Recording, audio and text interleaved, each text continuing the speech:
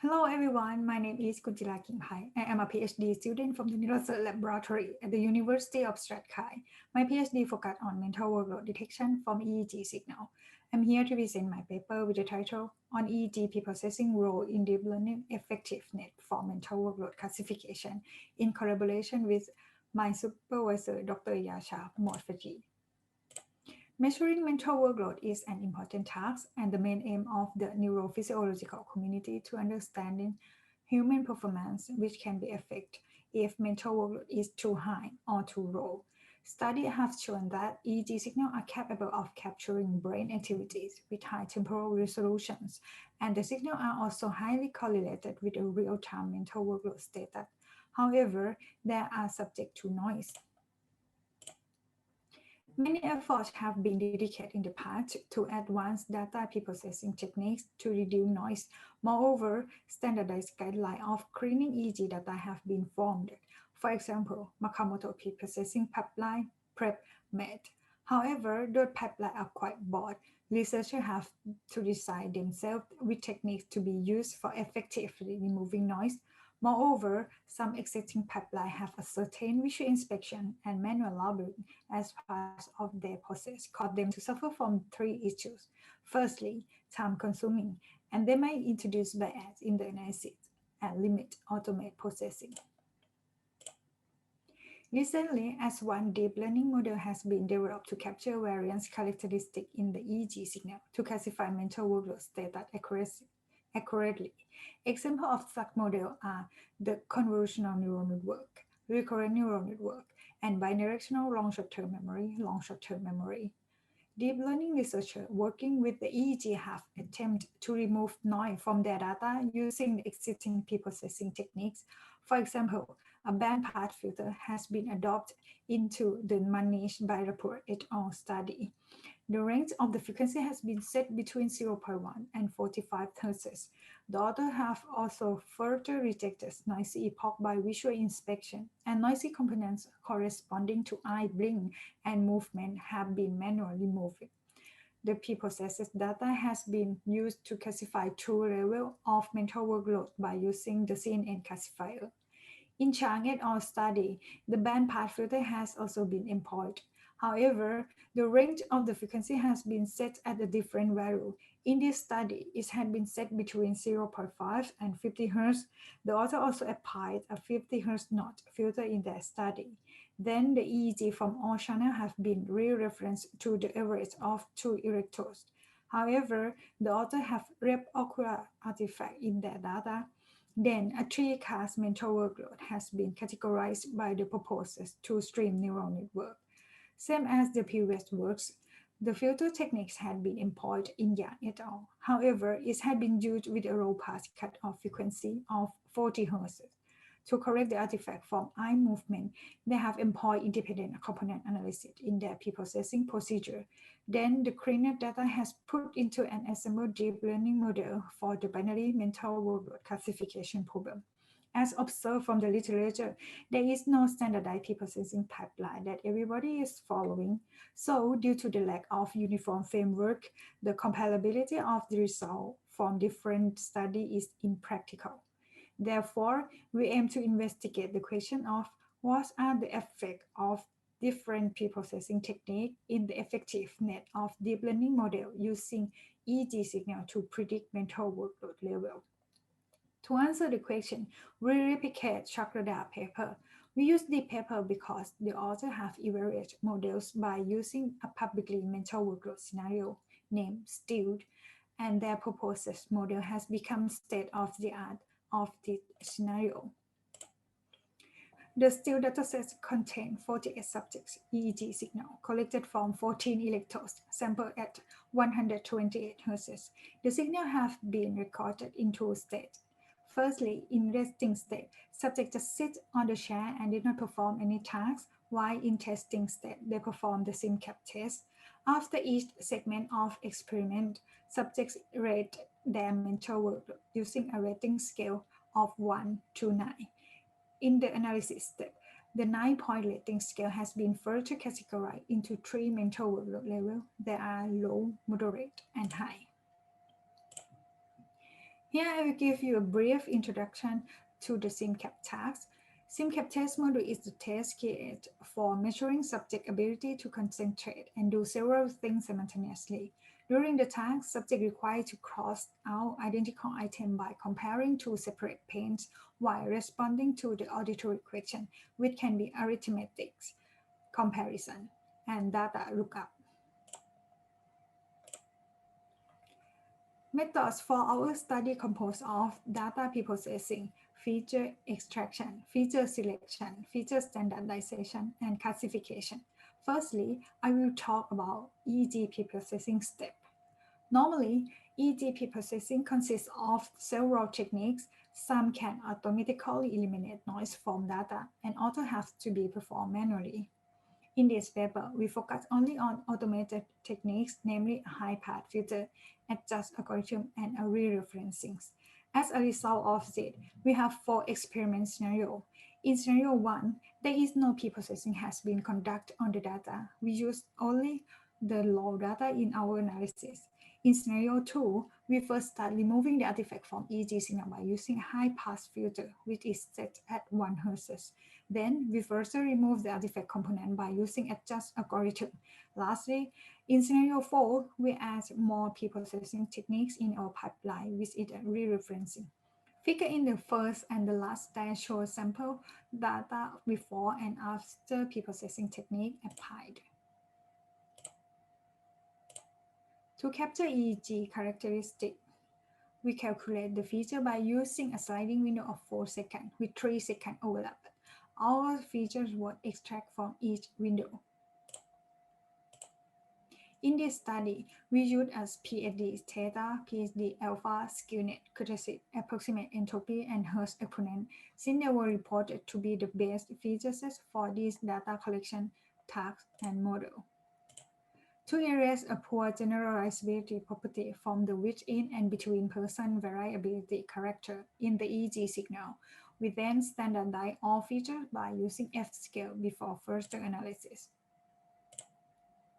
In this study, we verify our four preprocessing scenario in three deep learning models named Stacked LSTM, BLSTM, and BLSTM-LSTM. We perform a classification in two tasks. The first task was a binary classification. The model was used to categorize EEG signal between resting state and working state.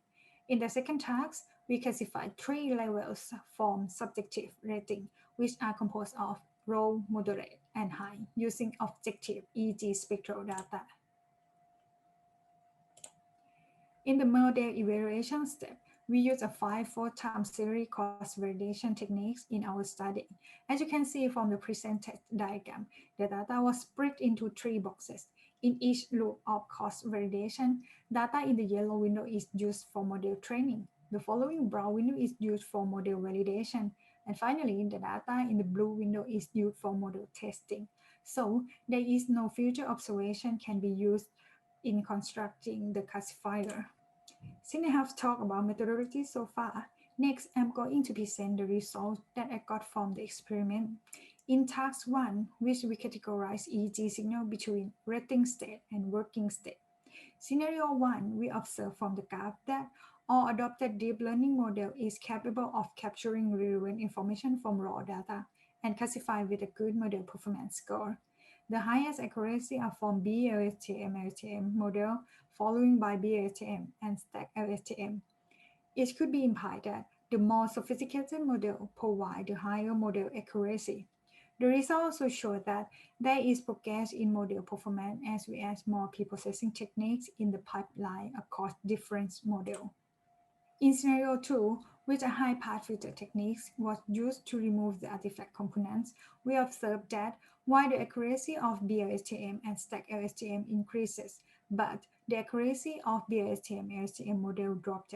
It seems that a high-pass filter techniques might distort EEG signal somehow and cause us to lose some information from the EEG data when we make a classification by using the BLSTM-LSTM model. In scenario 3, we further remove artifact component by using the adjust algorithm. The same pattern of the result which we have seen in scenario 2 has been observed. However, in this scenario, we observe that The model performance notably increased, so it seems that adjust has much contributed to model performance. The last one, scenario 4, the base model is still the same one, the BLSTM-LSTM, which has a 9.47% improvement compared with them in scenario 1. In this scenario, the BLSTM and Stacked LSTM model achieve the same accuracy. However, they have a different improvement rate. While the accuracy score of BLSTM increased by 12.36%, the Stacked LSTM model improved by 12.42% compared with them in scenario 1.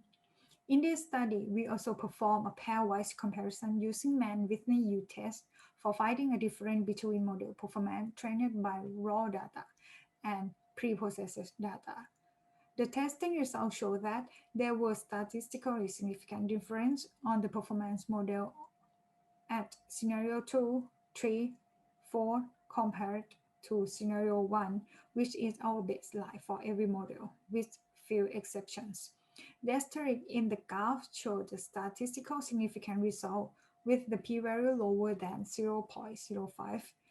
This shows that the preprocessing techniques applied have a significant effect in improving the effectiveness of deep learning model on EEG signal.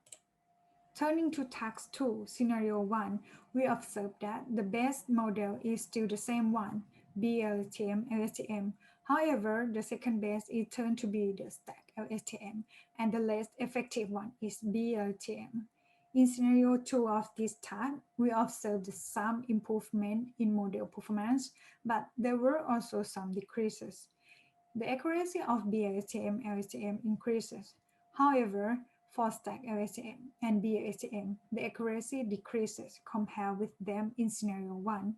Same as task 1, a high-pass filter technique does not much contribute to classification model performance, and it might also distort datasets somehow.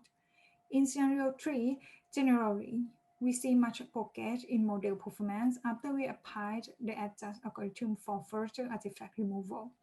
It seems that the adjust can erase irrelevant information from data and has much contributed to model performance. However, we still observe the problem of low accuracy in BLSTM model in this scenario. Finally, scenario 4, we observe the exact performance behavior as found in scenario 3. In this scenario, model accuracy of BLSTM, LSTM, Stacked LSTM, and the BLSTM increased by around 40, 30, and 4% respectively compared with them in scenario 1. And we have observed from the results, in this task, BLSTM has a very low classification performance. The cause of the problem could form the training strategy of the bidirectional model. The idea of the bidirectional model is to concatenate two independent neural networks together. One input has been fed subsequently by time order, another is reversed time order. For more generally, the model needs input from both the past and future. Practically, we don't have a future value of time series for the present time of prediction. So that would be the reason that why the model cannot categorize the mental workload level effectively. In task 2, the statistical testing also conducted as well, and there were statistically significant difference on the performance of the model at scenario 2, 3, and 4 compared to scenario 1 with some few exceptions. In conclusion, in this paper, we explore the effect of preprocessing techniques defined by neuroscientists in the effectiveness of deep learning model. For investigation, we focus only on the automated techniques named high-pass filter, the adjust algorithm, and array referencing. Then we verify the effect of those techniques in three state-of-the-art deep learning models named Stacked LSTM, BLSTM, and BLSTM-LSTM by using a publicly available mental workload dataset named STILT. Our results show that there is progress in model performance as we add more preprocessing techniques in the pipeline across different tasks. And we gain the highest classification model across the deep learning models when using all preprocessing techniques. The other important observation is the raw data still suffice for classification as seen from each model, especially in BLSTM-LSTM. So the more sophisticated the model becomes, the more they likely will find relevant information from data. Overall, even though the model is sophisticated, a suitable preprocessing pipeline still provides the advantage. Hence, there are opportunities for deep learning model for getting higher performance if we enhance the artifact removal techniques in the preprocessing state. So, our positive finding encourage further research to study the effect of other artifact removal techniques on the broader range of deep learning models like CNN. Moreover, we would like to design more sophisticated deep learning model that can handle noisy EEG signal. And that's bring me to the end. I would like to thank you for your time and attention today. If anyone has any questions, please feel free to ask and I will do my best to answer. Thank you.